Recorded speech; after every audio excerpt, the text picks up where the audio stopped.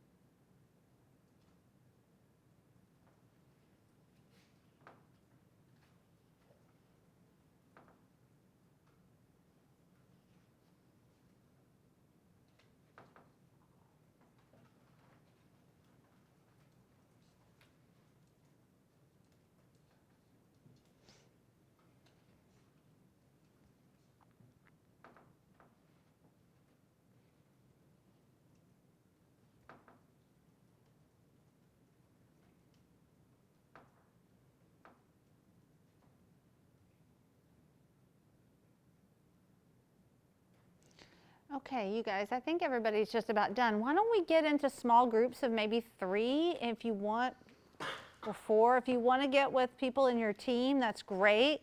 And go ahead and share what you wrote. What questions does your small group have about what you've written? Does this sound like something you'd like to do? Maybe there's one person who really wants to submit and you want to help that person develop the ideas on their sheet. So let's go ahead and do that, and I'll come around and see what people are writing about, and then we'll see if we have questions, okay? So you can just get with 3 or 4 people, whoever's nearby, however you want to do it. You're an AT, right? Yeah. Yes, that's what I thought. Yeah.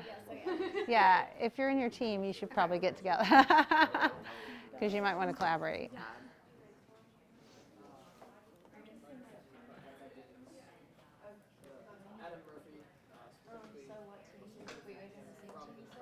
Yeah, we're both on assistant technology.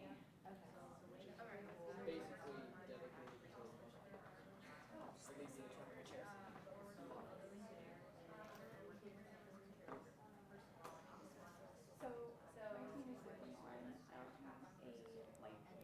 mechanical thing that essentially would recreate what works. That helps strengthen the hips and back and stuff for people who can't use horse and would benefit from physical therapy. And so it's we're working on they have an old machine, so we're working on so that's fun. And I'm working with Bright Steps Daycare Center in Wabash Landing. And Oh. what my project is doing is that we're building a tactile wall for the children, so the children can enhance their sensory abilities. And yeah, we're currently working on that. I'm with the neighborhood sustainability team, and so the sub-project that I'm on is the creative park, and so we're developing and building a physical park over in the Lincoln neighborhood. That's relatively along the way on the north end. It's a relatively low-income neighborhood, and so we've been working to try and help develop creativity and ideation and those sorts of skills that just help develop people as individuals. So we're trying to include that within the creative part.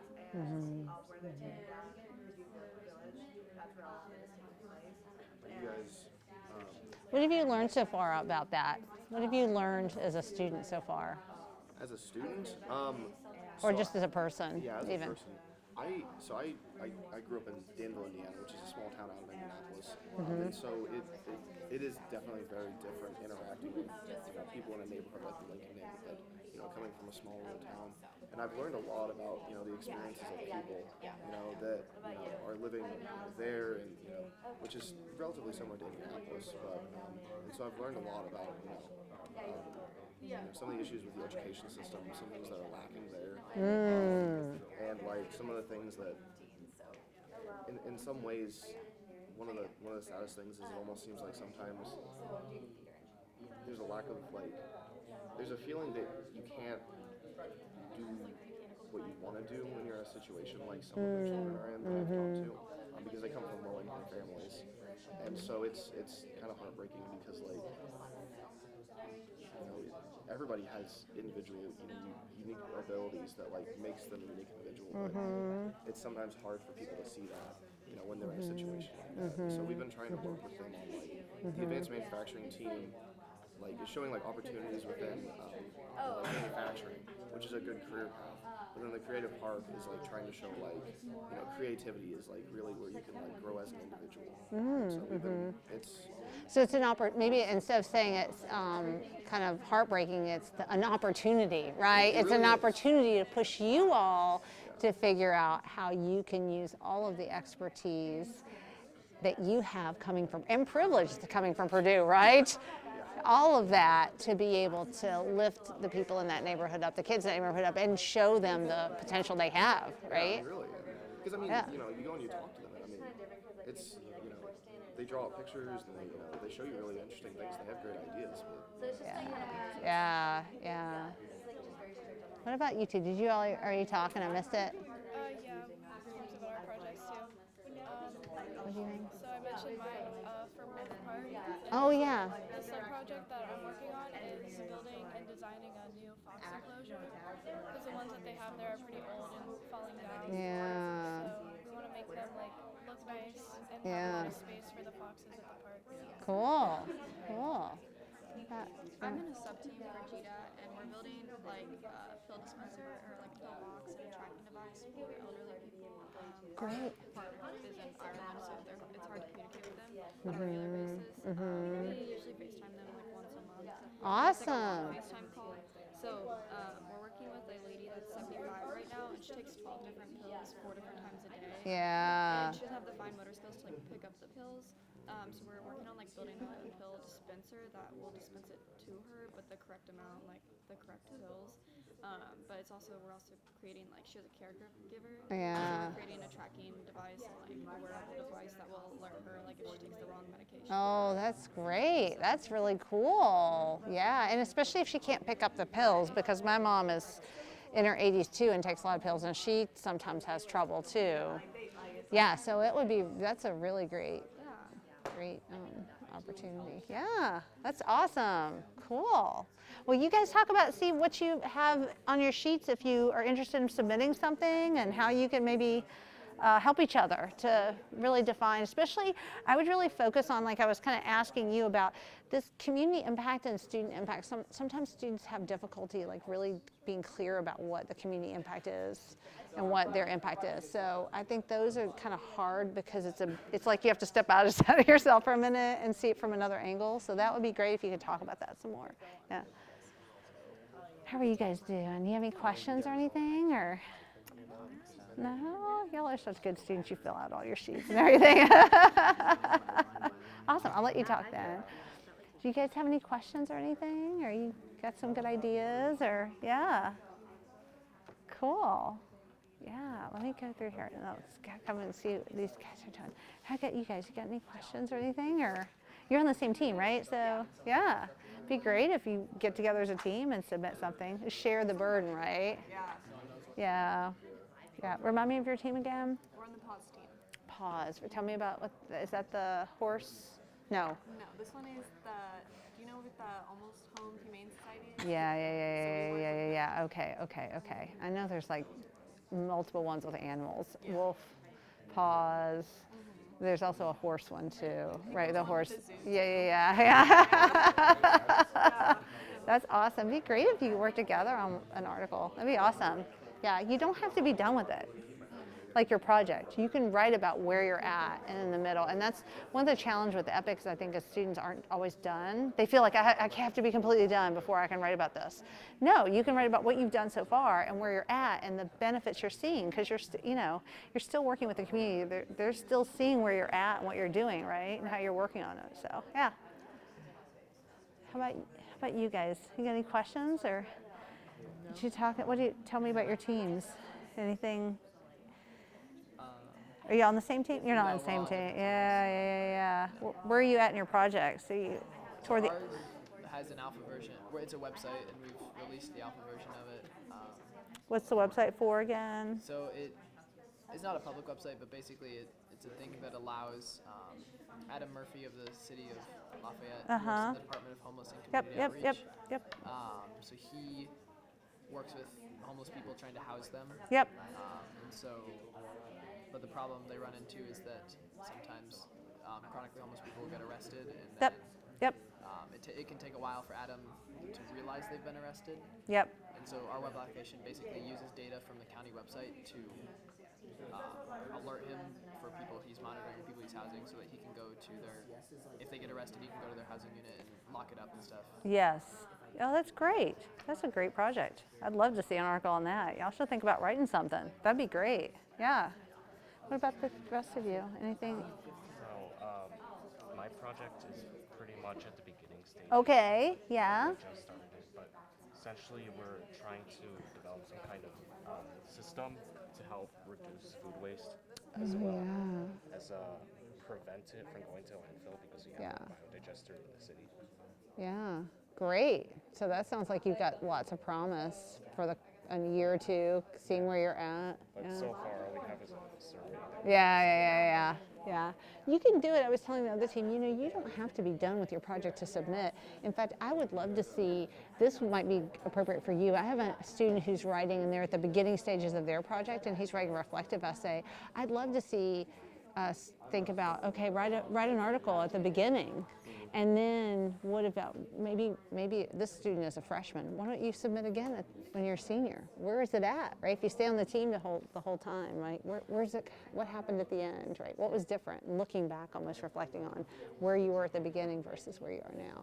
So that might be an opportunity. So you might think about keeping a journal, keeping notes. I know you guys have documentation that you have to, although sometimes my experience has been with EPICS is that there's so much documentation that going back through it's like overwhelming, right? It's overwhelming to go back through it. But keep your own log, right? Keep your own notes, own notebook, and then see where you're at, right? Then you can go back and use that to write an article on it. Yeah. Let me see what these guys are doing, and then we'll get back. See if you have any questions. Do you guys have any questions or anything or comments? Just talking? Yeah. We'd love to see some articles from you, so yeah. Be great. Right now, I'm in like the journal. There's a structure. They're not a strategy. They're like a place that's focused on the conservation of like the species.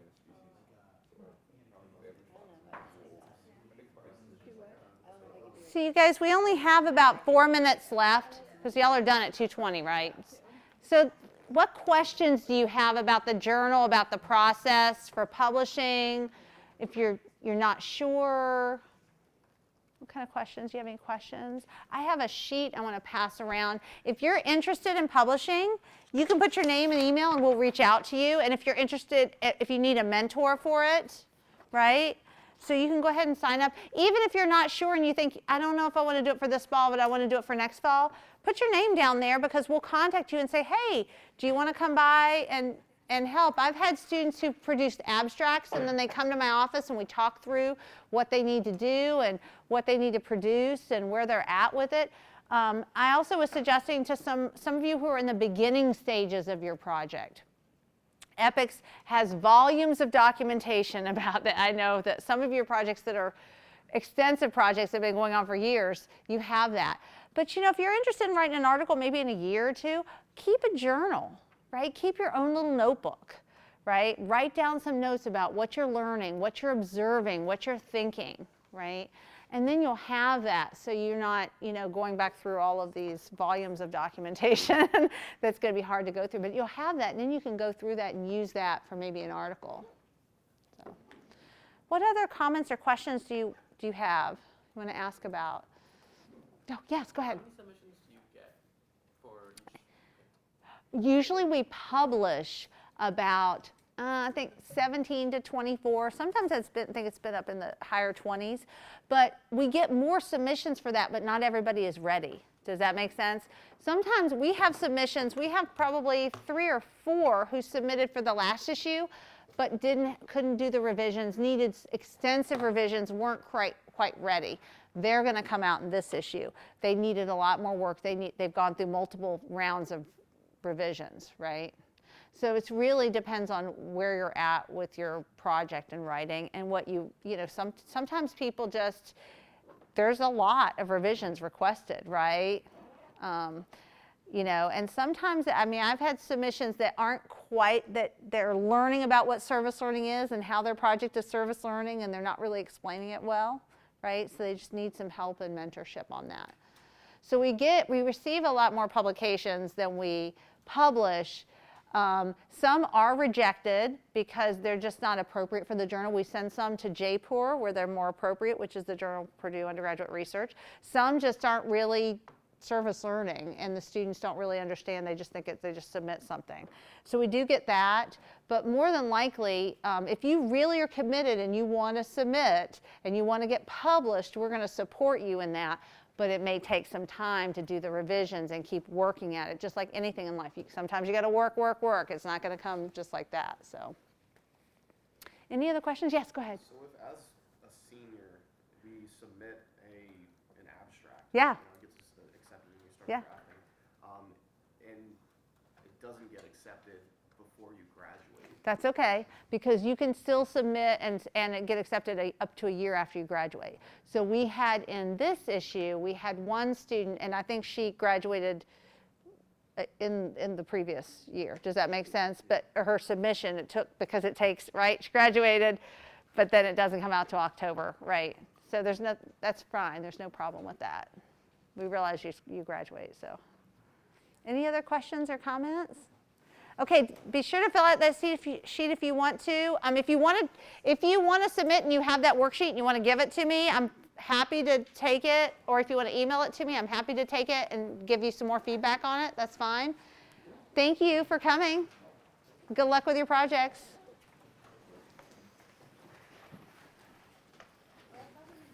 Oh, thank you. Take care.